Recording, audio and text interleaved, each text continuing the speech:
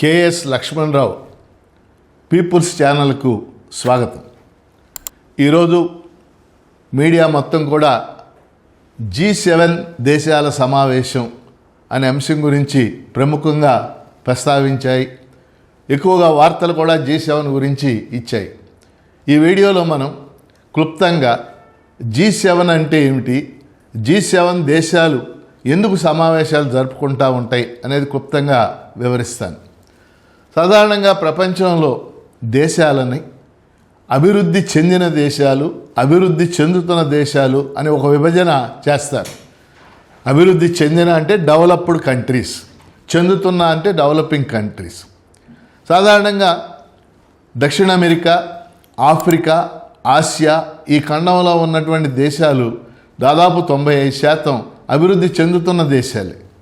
ఈ దేశాలన్నీ కూడా రెండవ ప్రపంచ యుద్ధం తర్వాత కొత్తగా స్వాతంత్ర్యం పొందినటువంటి దేశాలు.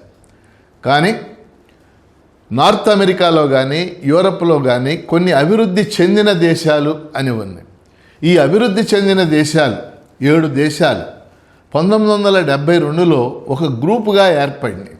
1972లో G7 అంటే గ్రూప్ ఆఫ్ 7 కంట్రీస్. ఏమిటా దేశాలు? 1 USA united states of America, 2 Canada, 3 Britain, 4 Germany, 5 Italy, 6 France, 7 Japan.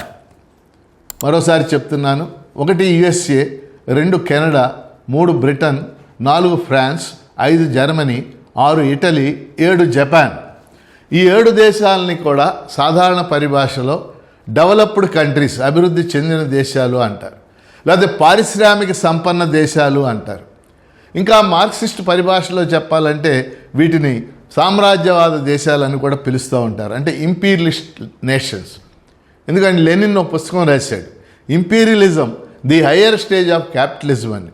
అంటే ఈ పెట్టుబడిదారీ విధానంలో అత్యున్నత స్థాయికి చేరినటువంటి దేశాలు 7 కూడా.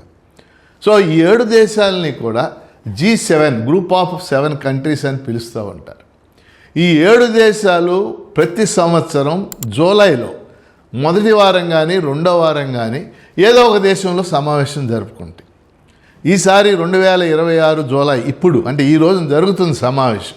ఇప్పుడు ఈ సమావేశం ఫ్రాన్స్లోని ఎవియన్ లే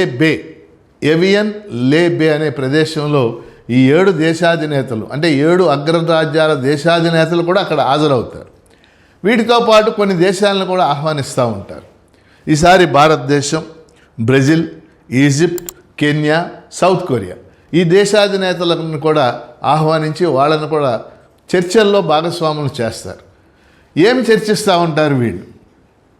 నాకు తెలిసినంతవరకు గత 25 ఏళ్ళుగా G7 దేశాల సమావేశాలు నేను పరిశీలిస్తూ ఉంటాను. ఈ డెవలప్డ్ నేషన్స్ 7 కూడా వాటికి కొన్ని అభిప్రాయ భేదాలు వస్తాయి.